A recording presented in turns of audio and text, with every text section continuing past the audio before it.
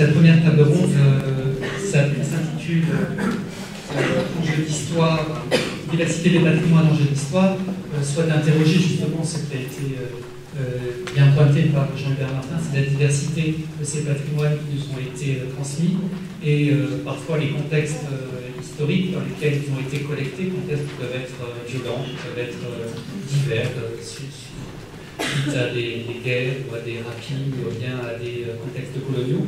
Et ce qui me paraissait intéressant, c'était d'interroger justement la façon dont certains musées s'étaient approprié cette histoire et pu la traduire dans le parcours permanent des collections et d'avoir une intervention plus générale ensuite sur les limites d'une collection, les limites de l'histoire de l'art. Donc, à mes côtés, Éric de Chasset, qui est le directeur général d'Histoire de l'Art, de l'Institut national d'Histoire de l'Art, qui justement interrogera cette question de la formation et des capacités de l'histoire. Stéphane Martin, le président du musée du Quai Branly Jacques Chirac, qui nous parlera de collections au contour voilà, particulier.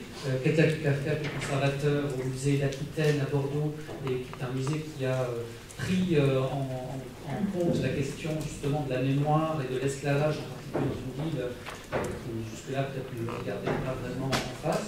C'est Machin que les Rennais connaissent très bien puisqu'il est directeur du muséum et il a mis en place une politique d'interrogation de ces collections par des peuples autochtones qui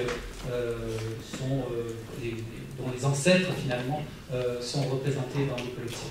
Et Mélissa Valéry, donc, qui vient d'Angoulême, et si vous vous promenez un petit peu dans les musées de région, dans des musées de petites villes, pas forcément dans les grands musées nationaux, eh bien, c'est vrai, comme l'a dit Jean-Hubert Martin, qu'on trouve très souvent des œuvres singulières qu'il est difficile de mettre dans le contexte et donc parfois certains musées s'interdisent de les montrer et ont un discours dessus, et d'autres musées, comme celui d'Angoulême, ont parfaitement réussi l'intégration de ces fonds extra-européens dans un discours parfaitement général.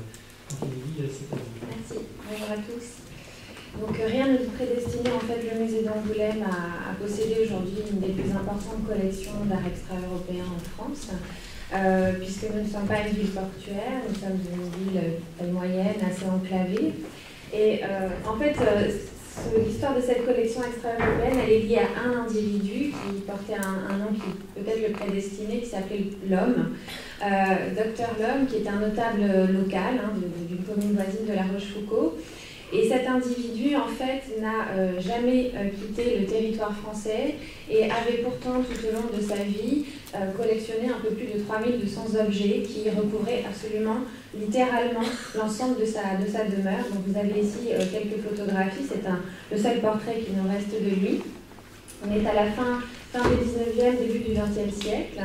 Donc ce médecin avait une curiosité très importante pour les peuples de tous les continents, puisqu'il avait au cours de sa vie collectionné aussi bien des pièces africaines, amérindiennes, océaniennes ou asiatiques, l'Afrique et l'Océanie ayant quand même la part belle. Et bien que n'ayant jamais voyagé sur ces territoires, il tenait un registre assez minutieusement dans lequel il inscrivait au fur et à mesure ses différentes acquisitions. C'était un tout petit cahier d'écolier, quelque chose d'extrêmement modeste, dans lequel on a non pas les modalités d'acquisition et d'achat, on pense que c'est des objets qui ont été achetés sur les ports de Bordeaux et La Rochelle essentiellement, et dans les premières foires d'art nègre, dites d'art nègre de Paris, il a consigné seulement les pays de provenance, les populations productrices et les appellations vernaculaires de ces objets, ce qui est une démarche assez rare pour l'époque, où il y avait une part de fascination, mais n'était pas dans la simple curiosité de l'objet fétiche, des peuples primitifs. Il y avait déjà une sorte de démarche un peu d'ethnologue à sa manière, en restant sur sa commune charentaise de La Rochefoucauld. Donc il avait ordonnancé tout cela au sein de sa maison, avec des petites étiquettes que vous devinez. Donc bien sûr, la présentation est vraiment typique de l'époque, avec ses grandes panoplies et ses grands ensembles. On voit quand même un goût très prononcé pour les armes. Et à l'intérieur, en fait, il avait fait des sous-classifications par pays et par peuple producteur. Alors, la particularité à Angoulême, c'est que tout ce fonds arrive en 1934 à la ville d'Angoulême, au musée des Beaux-Arts d'Angoulême, qui n'avait jusqu'alors que des collections de Beaux-Arts. Et dès l'année suivante, dès 1935, Émile Perronnet, qui était un artiste à l'époque conservateur du musée, a pris le parti d'exposer la totalité du fonds arrivé l'année précédente dans les collections publiques de la ville d'Angoulême. Donc vous avez du coup cette présentation 1935 avec ces 3200 objets qui tapissent littéralement le musée d'Angoulême du sol au plafond. Donc avec ils ont essayé de reconstituer les classifications de la maison du docteur Lhomme. Et malheureusement, par contre, toute la documentation attenante, visiblement, il avait une très belle bibliothèque, ont été perdues au moment du démantèlement de sa maison. Alors, du coup, il y a une tradition ancienne d'exposition de ces arts extra-européens qui voisine en fait avec les collections de beaux-arts, qui ne sont pas des collections très prestigieuses, qui sont essentiellement tournées vers des artistes charentais, avec peu de figures, on va dire, d'envergure nationale. Mais il y a déjà cette cohabitation qui s'opère.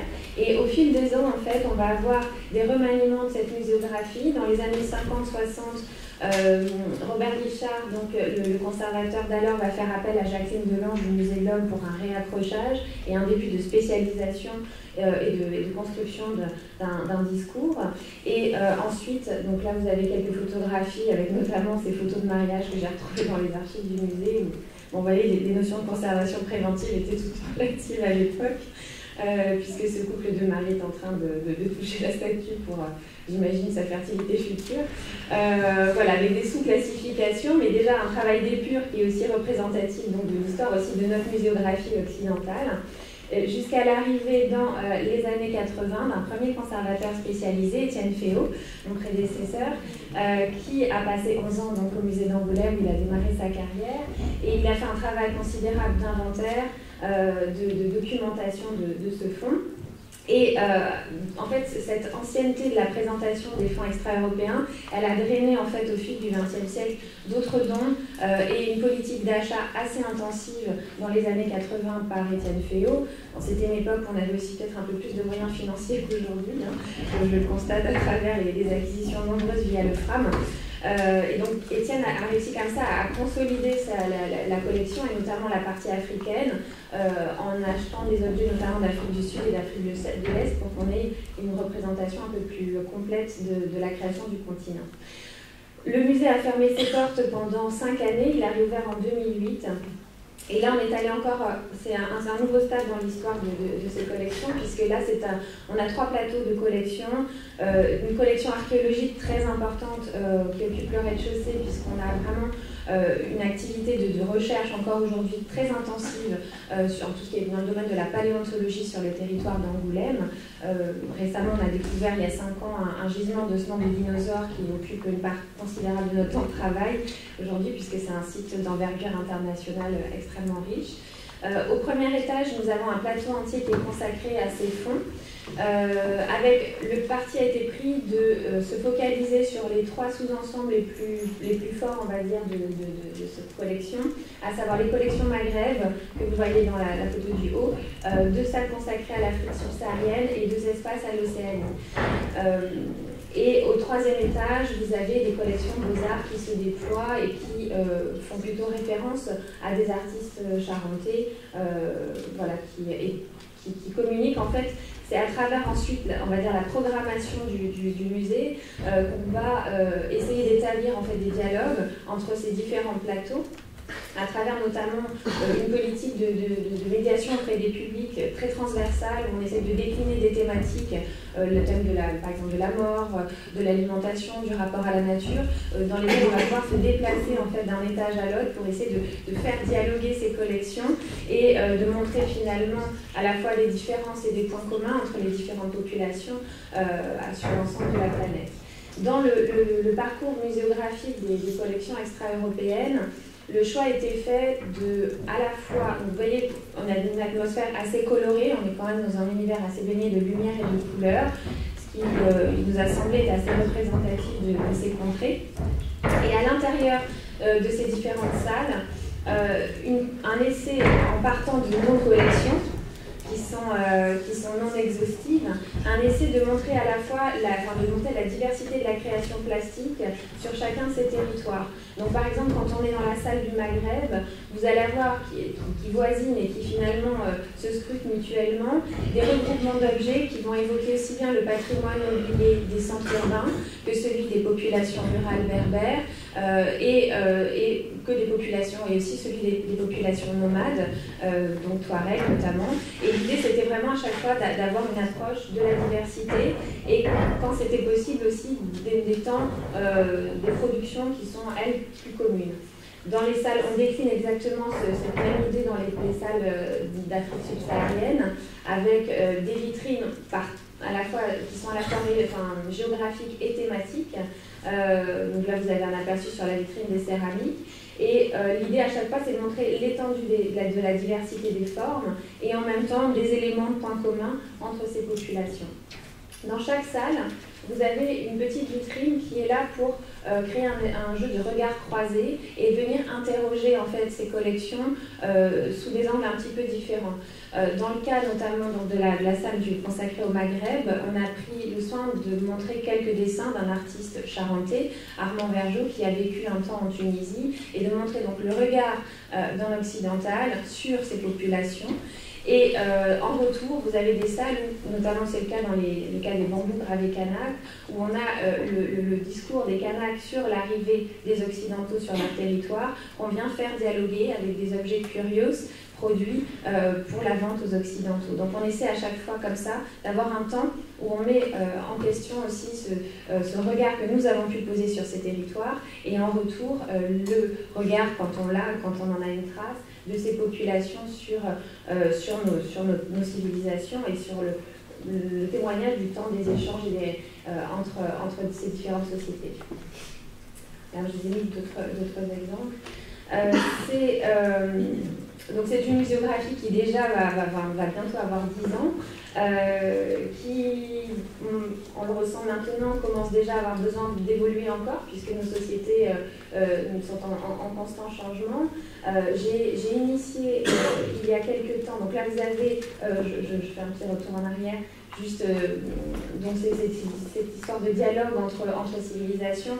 On avait une petite vitrine, nous sommes dépositaires en fait d'un certain nombre d'objets glanés par Roger Boulet, qui avait été notamment exposé à l'exposition Cannibale et Vaini, musée de la Porte Dorée. Et donc au gré de ces balades en brocante, dès qu'il trouve des objets comme ça de curiosité qui relèvent de l'imagerie que nous avons pu générer sur ces contrées, nous en sommes dépositaires, et nous avons donc un fonds sur l'imagerie rêvée autour de ces populations. Donc cette petite vitrine dialogue avec celle des bambous gravés Kanak qui eux racontent l'arrivée des Occidentaux sur ces territoires. Et là vous avez à la fin du parcours une très jolie chapelle 19e dans laquelle nous rendons hommage au Docteur L'Homme avec une reconstitution d'une petite partie de sa maison. Et nous avons mis en face de cette reconstitution 3 crucifix, un crucifix Congo, un crucifix Papou et un crucifix d'art populaire français. L'idée étant de poser la question donc déjà de l'impact aussi de notre présence sur ces territoires, dans l'évolution et le devenir de ces sociétés, et de se poser peut-être aussi la question du statut de ces objets, de la question du culte religieux, mais aussi du culte de l'objet religieux vers l'objet de musée, et à travers aussi la reconstitution de la petite maison du Docteur L'Homme sur l'évolution de la manière dont nous présentons ces objets, de la collection personnelle à l'objet de musée qui est visible dans le reste du plateau. En 2013, j'ai essayé d'apporter un petit renouveau avec des moyens extrêmement modestes dans la présentation de ces objets qui me semblaient avoir le mérite d'essayer de toucher à la question de la diversité des populations, la diversité des créations plastiques, mais qui néanmoins ne rendaient pas compte déjà de leur part, de leur vie préalable avant la collecte et la mise en vitrine, et notamment cette dimension immatérielle qu'ils portent tous en eux. Et donc j'avais initié une collaboration avec le musée Théodore Monod d'art africain de Dakar pour qu'on travaille à partir d'objets que nous avions en commun dans les collections à créer en fait des outils pour aider le public techniques à rentrer un petit peu dans la vie de ces objets, outils qui pouvaient être soit de la collecte de photographies d'archives, comme vous voyez en haut à gauche de l'écran, puisqu'on avait travaillé donc avec l'Institut fondamental d'Afrique Noire de Dakar, donc à sélectionner certaines images qui sont en train de sommeiller dans les archives de l'université. Nous avons travaillé avec l'École européenne supérieure de l'image d'Angoulême. Un certain nombre d'étudiants ont créé des travaux de création plastique qui faisaient écho en fait, et donnaient leur perception de ces collections. Et il y a eu aussi tout un travail avec l'École des métiers du cinéma d'animation d'Angoulême qui, partant de ces objets de collection, donc présentés à la fois à Angoulême et à Dakar, a fait des propositions de dessin d'animation qui permettaient d'être une autre porte d'entrée vers la découverte de ces objets, qui ne se voulaient pas forcément scientifiques, hein, qui pouvaient être proprement esthétiques, une approche purement formelle comme ça a été évoqué, ou avec parfois un petit substrat, on va dire, d'informations sur l'usage de ces objets dans leur contexte d'origine. Là, c'est la fin. Je vais conclure. Donc l'intérêt de ces productions, c'est qu'on partait d'objets en commun dans les collections, qu'on avait mis en commun notre documentation sur ces œuvres et qu'on les mettait ensuite, on les proposait à de jeunes créateurs pour qu'ils, à partir de cette base, ils s'en imprègnent ou pas, et qu'ils s'inspirent de ces collections pour les faire parler. L'idée étant d'attirer aussi d'autres publics vers nos collections. Et l'avantage aussi, c'est qu'on est sur des supports numériques qui pouvaient circuler sans aucun coût d'un continent à un autre, être modulé, refait, etc. et diffusé de manière très très large. Donc je terminerai juste sur ces questions, toute dernière question qu'on a pu développer autour d'une exposition que j'avais intitulée Afrique, la croisée des mondes. L'idée étant en fait de mettre en question ces objets-là et de casser un petit peu cette notion d'art premier ou primitif qui continue vraiment à perdurer en ce qui concerne les objets de ces contrées, et de montrer que finalement la plupart de ces objets sont issus de la rencontre entre différentes populations et qu'ils sont finalement le produit d'un instant T, qu'il n'y a pas de fabrication en autarcie de ces populations, mais au contraire des évolutions constantes et permanentes. Et se pose à nous le problème que les objets que nous avons dans nos vitrines sont des objets datés, qui représentent une période, mais qu'on a une espèce de discours finalement qui laisse entendre une sorte de permanence de ces populations. Donc là, mes souhaits pour les années à venir dans l'évolution de la muséographie de ces collections serait d'introduire davantage de temporalité et notamment des éléments ethnographiques contemporains pour arriver à casser, si vous voulez, cette image un peu figée d'objets qui sont finalement de la fin du 19e, début 20e, et que le public continue à penser comme étant représentatif de ces sociétés encore aujourd'hui. Donc là, il y a un grand travail de collecte qui doit s'amorcer et de renouveau complet de la muséographie. J'espère que je n'ai pas trop débordé. Merci beaucoup. Vous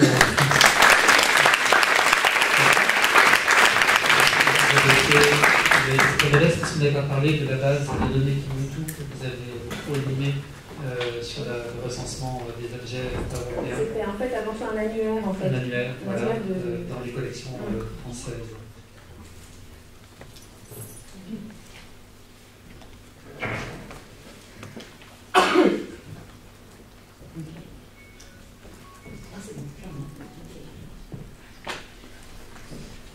Bonjour, je vais effectivement vous parler du musée d'Aquitaine et de ce que nous avons pu mettre en œuvre pour intégrer des collections extra-européennes qui, comme dans beaucoup de villes en France, se sont trouvées en errance pendant des décennies. Comme dans de nombreuses autres villes en France, notre musée a hérité de collections de plusieurs musées qui se sont côtoyés ou succédés à Bordeaux depuis la fin du XVIIIe siècle. Musée de l'École supérieure de commerce et d'industrie, muséum de l'Académie des sciences, belles lettres et arts, musée préhistorique, musée lapidaire, musée du Vieux-Bordeaux, musée de la Marine, et j'aurais pu, la liste est encore longue. Pour qui s'intéresse aux collections extra-européennes, je retiendrai 3 musées. Le musée d'armes et d'antiques, c'est-à-dire principalement une collection impressionnante d'armes de toutes époques et de toutes régions, qui voit le jour au milieu du XIXe siècle et d'où provient vraisemblablement une partie des collections précolombiennes du musée d'Aquitaine, curieusement. Le musée préhistorique, qui a ouvert ses portes en 1872 et qui, lui, comprend une collection extra-européenne pour une perspective comparatiste. On est dans le ton de l'époque. Et le musée Édouard Denis, du nom d'un juriste originaire de Marseille, né en 1819, qui vécut une dizaine d'années en Algérie et qui décida, à son retour en France, de s'installer à Bordeaux, où il transforma sa maison en musée, musée très personnel. Il fit intervenir de nombreux artisans de la région pour imaginer un patio, un fumoir arabe, et y installa des milliers d'objets rapportés par lui ainsi que par ses frères. Son aîné Charles a rapporté ainsi nombre d'objets de Chine, d'Océanie et de Crimée qui, là encore, pour partie, se retrouvent dans les collections du musée d'Aquitaine aujourd'hui. Puisque en 1895, la ville hérite par legs, par testament, de l'ensemble de la maison musée et des quelques 5000 pièces rassemblées par Édouard Bonny. Et puis, là encore, comme dans de nombreuses autres villes en France, nous avons eu aussi notre musée colonial en 1901, avec des collections qui arrivent de Paris et de l'Expo universelle. Nous n'avons jamais trouvé trace d'aucun inventaire de ce musée colonial, mais quelques cartes postales permettent d'identifier dans les collections actuelles des objets qui pourraient être issus de ce musée. Une chercheuse, par chance, s'est passionnée pour l'histoire des musées de Bordeaux et a publié l'an dernier un gros ouvrage qui fait un constat récurrent, celui depuis 250 ans de ces multiples projets de musées, pour certains qui aboutissent pour quelques décennies, pour la plupart qui avortent avant même de voir le jour, mais qui tous voient naître des collections publiques ou privées, qui vont ensuite entrer dans un cheminement le plus souvent en caisse pendant des décennies. Et les deux guerres mondiales du XXe siècle n'arrangent rien. Ici, une vue du musée des Beaux-Arts de Bordeaux en 1953. Vous le voyez, alors nous sommes sans doute dans le cadre d'un grand plan de réorganisation qui succède à la fin de la Seconde Guerre mondiale, un grand plan de réorganisation des musées de Bordeaux qui va conduire 20 ans plus tard, 25 ans plus tard, au paysage que nous connaissons aujourd'hui. Un musée des Beaux-Arts, un musée des Arts décoratifs, un muséum d'histoire naturelle, le musée d'Aquitaine, et je tiens à dire aussi un musée qui n'est pas musée municipal, mais très important dans notre paysage aussi, un musée d'ethnographie, qui dépend de l'Université de Bordeaux, en lien avec les collections de la faculté de médecine, de médecins et de l'école de santé navale. Donc au début des années 1960, c'est un duo formé par une grande figure que nous connaissons tous, Georges-Henri Rivière, et Louis Valency pour la figure bordelaise. Donc Georges-Henri Rivière et Louis Valency inventent le musée d'Aquitaine. Georges-Henri Rivière, à cette époque, arpente la France pour tenter de constituer autour du Musée national des arts et traditions populaires un réseau de musées d'histoire régionale, musées d'identité locale.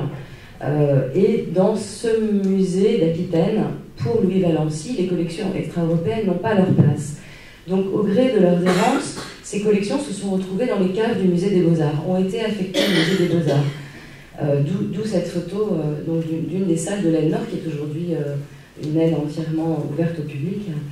Et donc ces collections, parce que Louis Valency ne sait pas comment les aborder, ne sait pas comment les traiter, vont rester au musée des Beaux-Arts.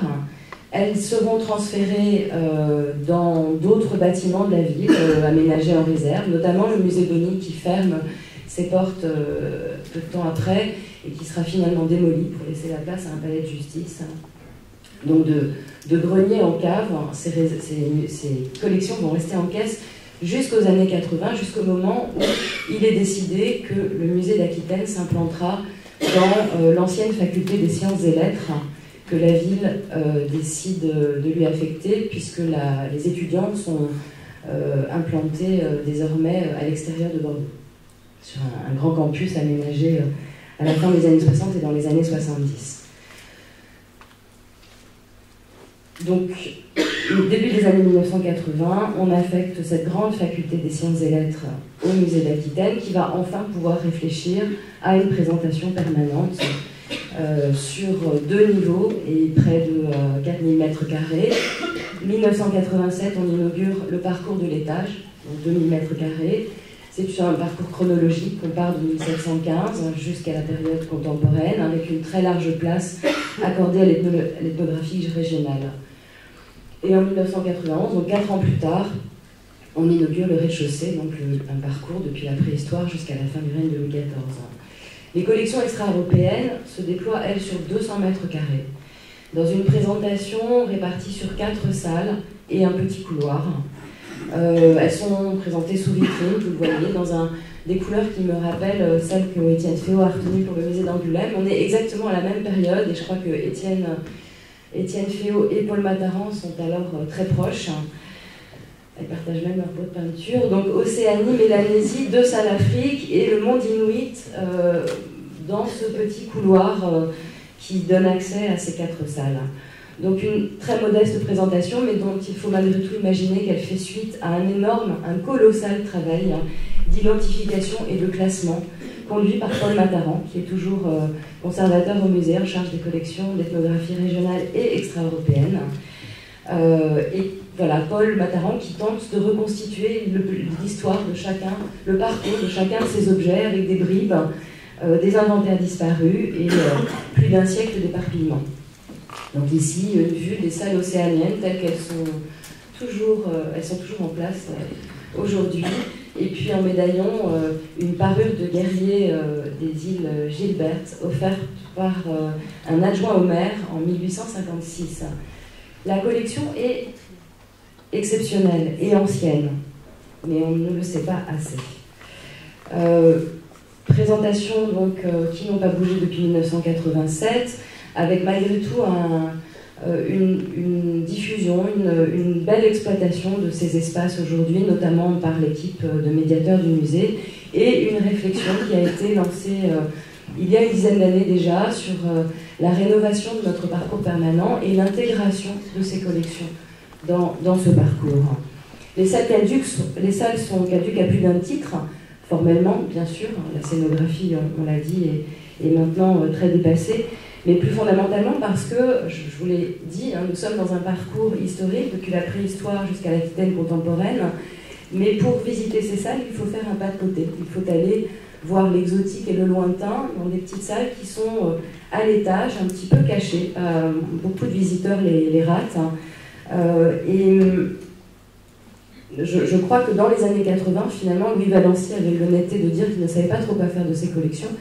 Et donc, il avait préféré ne pas les récupérer. Mais finalement, dans les années 80, pour un musée d'ethnographie régionale, un musée d'identité locale, on ne sait toujours pas bien quoi faire de ces collections. Sinon, cette modeste présentation.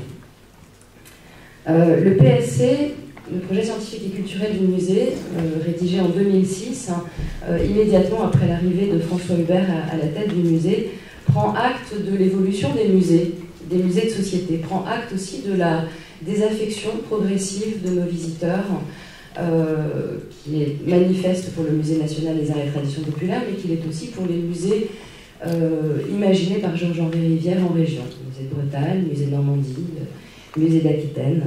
Nous sommes tous passés par cette phase de véritable désaffection pour nos salles d'ethnographie régionale. Et il propose donc, dès 2006, de réfléchir à un nouveau musée, fondé cette fois sur l'histoire de la ville, dans ses relations avec son hinterland et dans ses relations avec le reste du monde. Bordeaux, port, Bordeaux, porte du monde. Le premier chantier initié, Sylvain on a dit 2 mots tout à l'heure, c'est effectivement un énorme travail pour la réouverture des salles consacrées au XVIIIe siècle, la nécessité de penser, d'intégrer les préoccupations contemporaines, et depuis les années 90, l'une de ces préoccupations, qui fait l'objet de vives controverses dans tous les ports de la façade atlantique de l'Europe, c'est celle de la place jouée par ces ports dans l'histoire de la traite transatlantique et de l'esclavage. La ville de Bordeaux emboîte le pas de Liverpool, de Nantes, et les nouvelles salles, intitulées Bordeaux, le commerce atlantique et l'esclavage, sont inaugurées à l'occasion des commémorations nationales du 10 mai 2009, soit 1 an après Nantes et 2 ans après Liverpool. Sur 750 mètres carrés, 4 séquences se succèdent. Dans une première salle, intitulée La fierté d'une ville de pierre, on y découvre l'extraordinaire prospérité de Bordeaux au XVIIIe siècle, une prospérité qui conduit, une découverte qui conduit le visiteur à s'interroger d'où vient cette richesse de cette ville de pierre. Et le deuxième espace vient donner les clés de compréhension en illustrant les modes et les enjeux du commerce atlantique dans lequel Bordeaux est impliqué. Un commerce en droiture, donc directement de Bordeaux vers les Antilles, mais aussi un commerce triangulaire. Avec 480 expéditions recensées et la déportation de 150 000 personnes, Bordeaux devient à la fin du XVIIIe siècle le second port négrier de France. Le troisième espace s'intitule l'Eldorado des Aquitains, donc de ces salles XVIIIe rénovées. Il traite donc cette fois, on passe de l'autre côté des bateaux, de l'autre côté de l'Atlantique. Il traite de la vie dans les îles à sucre et à Saint-Domingue en particulier, où nombre d'Aquitains ont fait fortune tout au long du XVIIIe siècle. Et enfin, un quatrième espace intitulé Héritage présente les combats pour l'abolition de l'esclavage et s'intéresse aux conséquences de cette tragédie dans les sociétés contemporaines, notamment en y traitant du racisme et des questions liées au métissage, les héritages dans la musique, dans la littérature de ces sociétés métisses. Je reviens à la deuxième salle, à la deuxième séquence, donc cette séquence qui parle spécifiquement de Bordeaux, de l'implication de Bordeaux dans la traite et l'esclavage. Elle permet donc, dans un premier temps, d'évoquer la rencontre d'Européens avec des sociétés caribéennes, de même qu'elle permet d'évoquer le rapide génocide, la disparition totale de ces sociétés caribéennes. Aucun objet précolombien n'était présenté dans le parcours de 1987, parce que les collections à l'époque, qui sont constituées de près de 650 objets, étaient encore en place dans les caves du musée des Beaux-Arts. Et c'est une étudiante qui a réalisé un extraordinaire mémoire de maîtrise, qui les a exhumés en 1984, après un énorme travail aux archives municipales, pour tenter justement de démêler l'origine, l'itinéraire de chaque pièce, ou au moins de chaque série entrée au musée. Et notamment grâce à la correspondance entre les conservateurs des musées et les maires adjoints. Des conservateurs qui systématiquement, à chaque don, à chaque achat, à chaque don ou à chaque legs, demandaient au maire de remercier par lettre les donateurs. Donc ces collections ont fini par aboutir au musée d'Aquitaine en 1994 et nous avons eu la chance de les faire étudier par Christian Duverger avec quelques-uns de ses étudiants. Donc ici, vous le voyez, une vitrine remplie d'objets taïno et à gauche en vignette se joue en pierre, ce qu'on appelle un collar, qui est probablement originaire de Porto Rico et donc du tout début, vraisemblablement au plus tard du tout début du XVIe siècle. Toujours dans cette deuxième séquence, une autre vitrine intéressante pour montrer l'intégration de ces collections extra-européennes, donc consacrées à la traite sur les côtes africaines, avec autour de la maquette d'un village wolof du Sénégal, l'évocation de l'usage monétaire des kauris, des coiffes fang du Gabon, et cette défense d'éléphants dont on ne sait rien, sinon qu'elle est entrée à l'inventaire du musée d'art Musée d'Antique en 1908 et qu'elle proviendrait du Congo français. Les collections extra-européennes sont aussi des acquisitions beaucoup plus récentes, celle-ci notamment, acquise en 2009 pour alimenter ces nouvelles salles sur le XVIIIe siècle. Le musée fait l'acquisition auprès d'un collectionneur installé dans les Landes, Pierre Sargos, un collectionneur que nous connaissons bien, pour présenter cette pièce qui est un peu le clou de cette séquence sur la traite et l'esclavage. C'est une sculpture rituelle qui aurait été, qui représente donc, qui est couverte de chaînes, vraisemblablement d'esclaves, avec deux crânes de crocodile sur le ventre et sur le dos.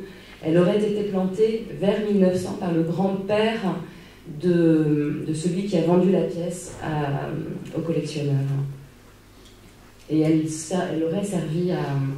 Il faut mettre beaucoup de guillemets malgré tout sur ces pièces de collectionneur, mais elle aurait servi à entraver les personnes atteintes de folie.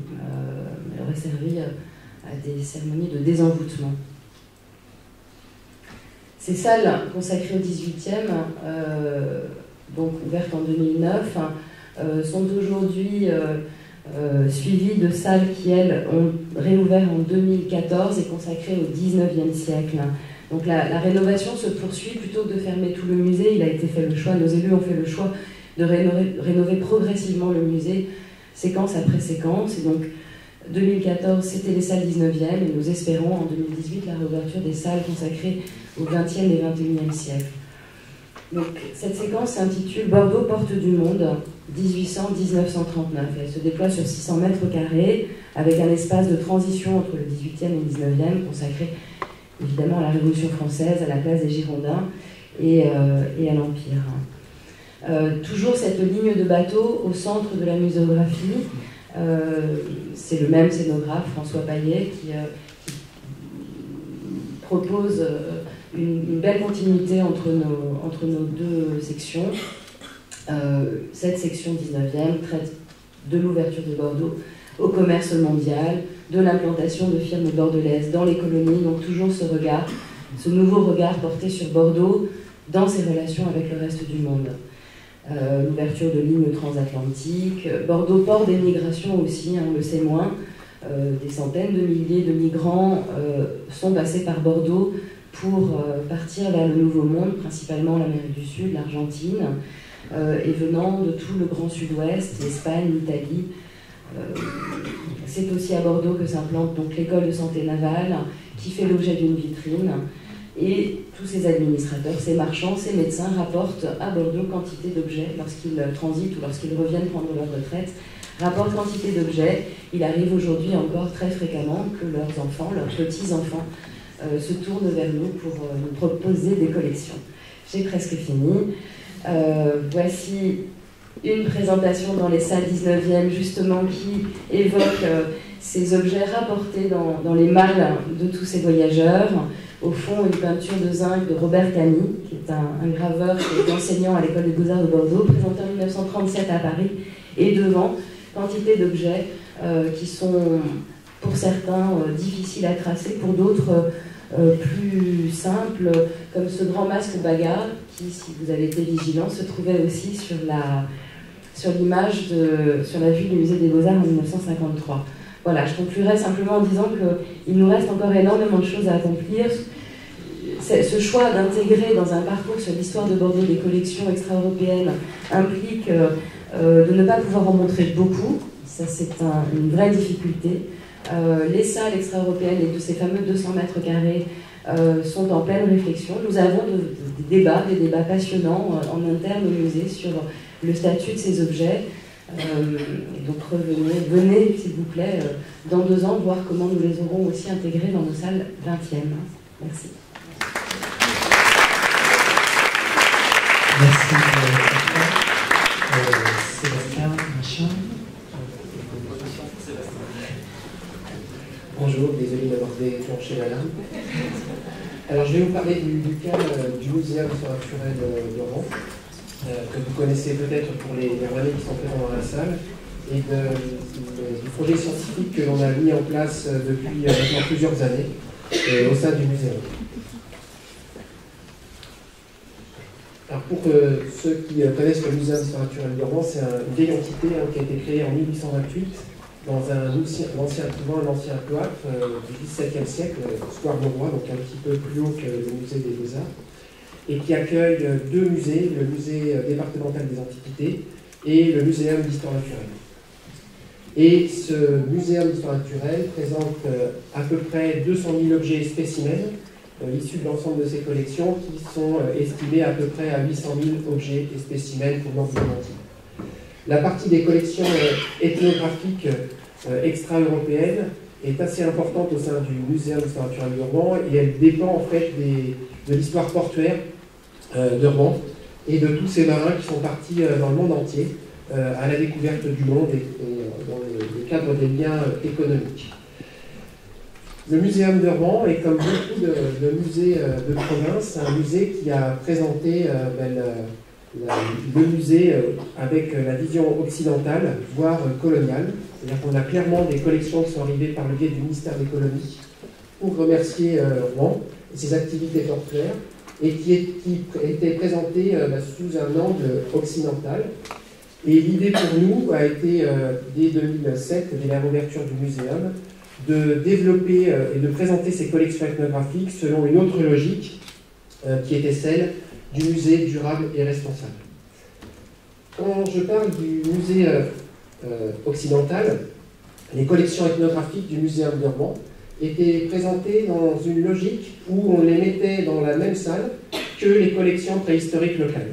Et on vous a expliqué, vous l'avez vu jusqu'en 1996, on vous expliquait donc et on comparait les collections ethnographiques provenant du monde entier, comme par exemple le CH Poly de Nouvelle-Calédonie, et on les comparait à la préhistoire locale en vous disant, regardez, ça fait très longtemps que au niveau local, au niveau de notre territoire, on ne casse plus des cailloux, alors que dans le même temps, ces sauvages de l'autre bout du monde sont encore au temps de la préhistoire. Ça, c'est typiquement ce que vous aviez de présenter au sein du muséum jusqu'en 1996, date de fermeture de l'établissement pour raison de sécurité.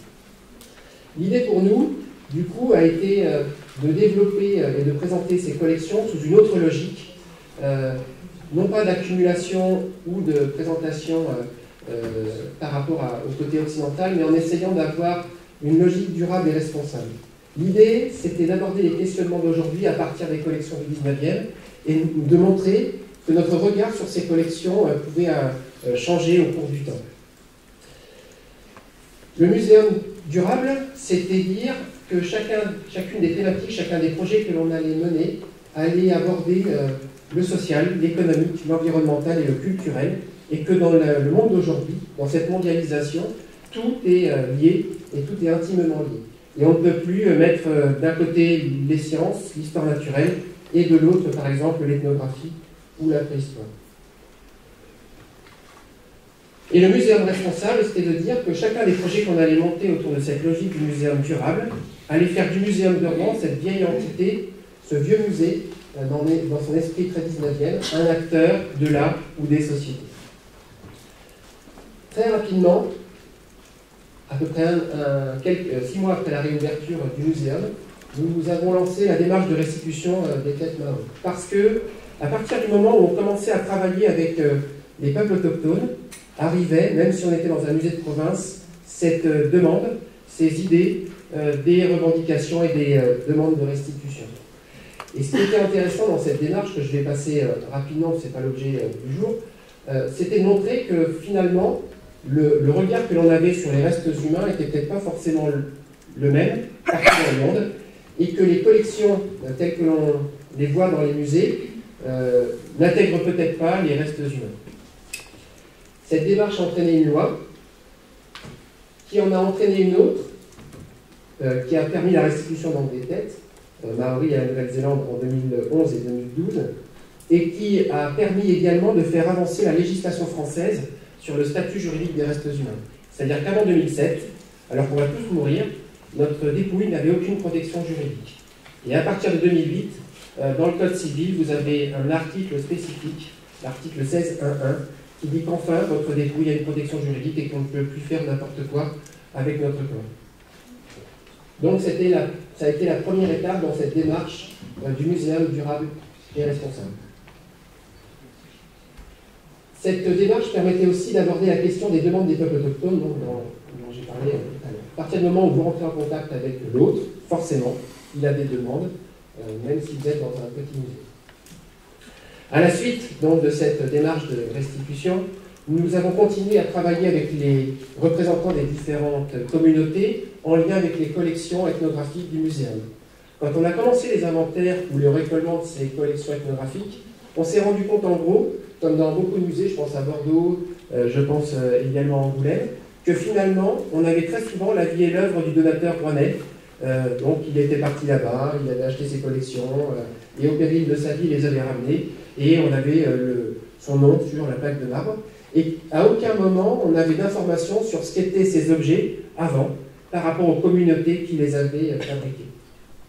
Et donc, dans cette optique du muséum durable et responsable, on a souhaité développer une vraie relation de partenariat avec les descendants de ceux dont sont issues nos collections ethnographiques. Et nous avons développé l'ensemble de ces présentations dans ce qui s'appelle la Galerie des Continents, que je vous invite à venir voir, et qui se construit dans le permanent au fur et à mesure des années. Cette Galerie des Continents, l'idée c'était de donner la parole à l'autre, de lui laisser carte blanche. Tout à l'heure, on parlait justement de l'histoire de l'art, de tous ses codes et ainsi de suite. On n'est pas historien de l'art, on n'est pas spécialiste de telle ou telle communauté, on n'est pas ethnologue, anthropologue.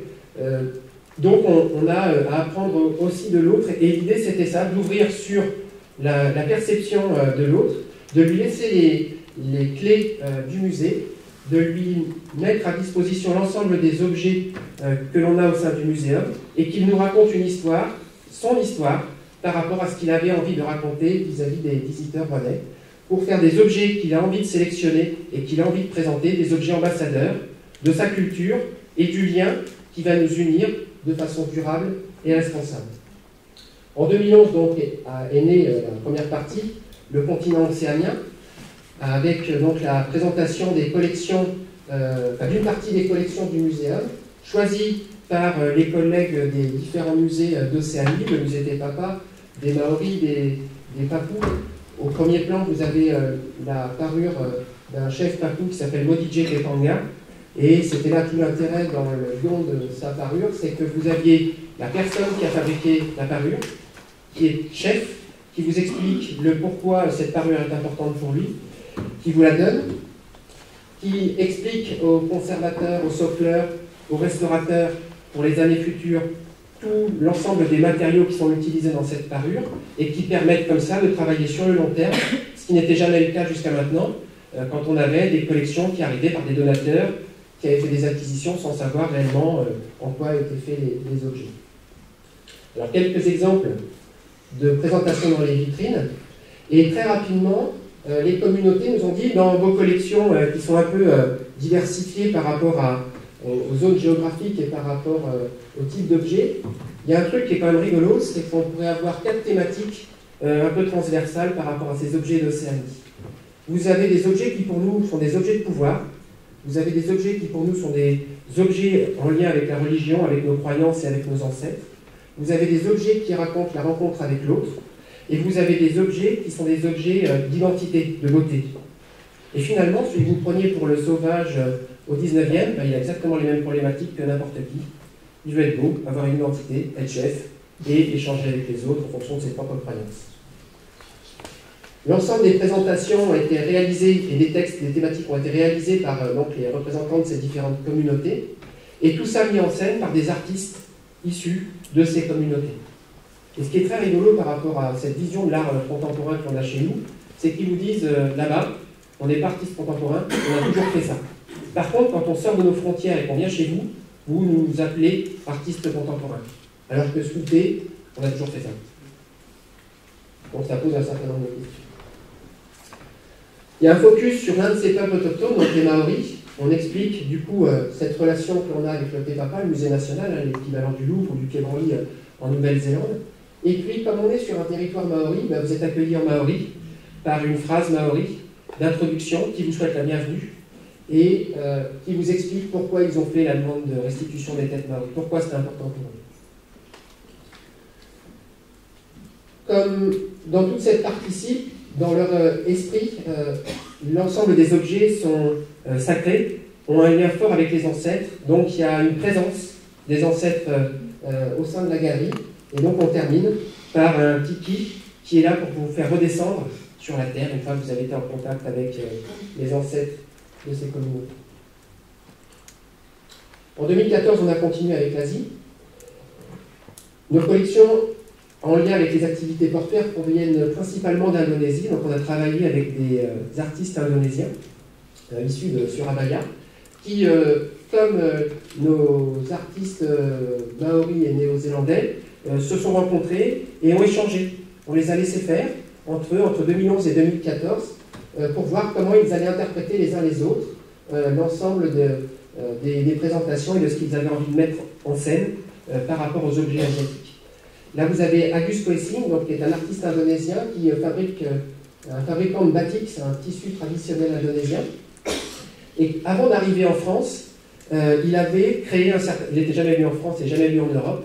Et avant d'arriver en France, il avait créé un certain nombre de batiks qui étaient sa représentation de la France pour lui en tant qu'Indonésien.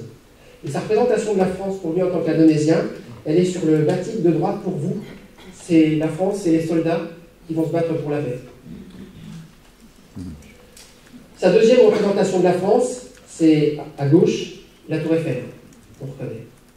Et quand il est arrivé en Normandie, sa représentation elle est en bas à gauche, c'est Yves Bleu. Il avait rencontré l'artiste maori avec qui on avait travaillé précédemment, donc c'est la pirogue maori en haut à droite avec l'artiste maori et l'artiste indonésien. Et donc, leur rencontre entre ces deux personnes venant d'horizons différents a donné en 2014 la présentation des collections asiatiques. Et dans les thématiques transversales choisies par ces artistes, et les thématiques qui ont été réalisées et rédigées par eux, il y avait notamment une garde-robe asiatique, où ils nous ont dit, vous avez des objets, des manteaux chinois, vous avez des petits personnages qui présentent différentes tenues vestimentaires, etc., etc. Vous avez un certain nombre de choses, et puis vous deviez avoir un fétichisme de la chaussure asiatique, et bien on va aller jusqu'au bout. Vous avez voulu nous coloniser, on vous a eu, et on va rajouter une paire de Converse. Une autre vitrine, donc indonésienne. Voilà une autre. L'idée, à l'issue, c'était de continuer avec le continent des Amériques, dans la galerie des continents, puis de faire venir le continent africain. Et comme ils se connaissent tous, comme ils sont tous en lien les uns avec les autres dans cette démarche durable et responsable et qu'ils viennent plusieurs fois depuis 2011, c'était de les faire travailler tous autour d'une thématique commune à l'ensemble des peuples du monde, qui était le changement climatique. Et j'en profite, parce que le changement climatique, ça urge. Voilà. L'état d'urgence. La COP21 est arrivée plutôt que prévu pour nous, dans notre logique de présentation. Et on s'est dit, eh bien, on va donner, dans cette logique durable et responsable, la parole à l'autre, qui va nous parler du changement climatique. Ça a donné lieu à une exposition qui s'appelait Bottle Océan 2115, que les Rouennais, peut-être dans la salle, ont peut-être vu, qui était le changement climatique vu par l'autre, d'un peuple autochtone, une communauté issue d'une île du Pacifique, et donc un artiste maori, qui a mis en scène toute l'exposition temporaire, où il abordait le changement climatique d'une façon peut-être différente de la nôtre, en nous disant, vous les Blancs, vous êtes pénibles parce que vous êtes toujours donneurs de leçons. Là, c'est la COP21 à Paris, c'est vous qui allez l'organiser, et vous êtes encore en train de vous poser la question de savoir comment vous allez freiner le changement climatique. Nous, le changement climatique, il est chez nous. Il est là. Il y a des îles qui ont déjà disparu, il y a déjà des migrations de population. En fait, vous savez quel est le premier pays qui a donné l'asile climatique de par le monde? C'est la Nouvelle-Zélande. Donc, ça nous posait plein de questions par rapport justement à ces réfugiés climatiques qui transitaient de par les îles dans l'Océanie, et par rapport à ce que l'on voyait avec les réfugiés économiques, politiques, qui commencent à transiter vers nos frontières. Et cette exposition, donc Bottle Océan 2115, nous a entraînés à la COP21, avec Raoni, qui abordait la problématique du changement climatique au sein de sa forêt amazonienne, avec Modije Kepanya, le chef papou, qui nous avait donné sa parure, qui abordait la problématique du changement climatique au sein de sa forêt dans son île en Papouasie-Nouvelle-Guinée, et avec Georges Loukou, qui abordait la problématique du changement climatique sur une île. Et finalement, on est bien loin de la représentation que l'on a, nous, du changement climatique, où on pense qu'on est encore en capacité de réduire et de freiner. Je vous remercie.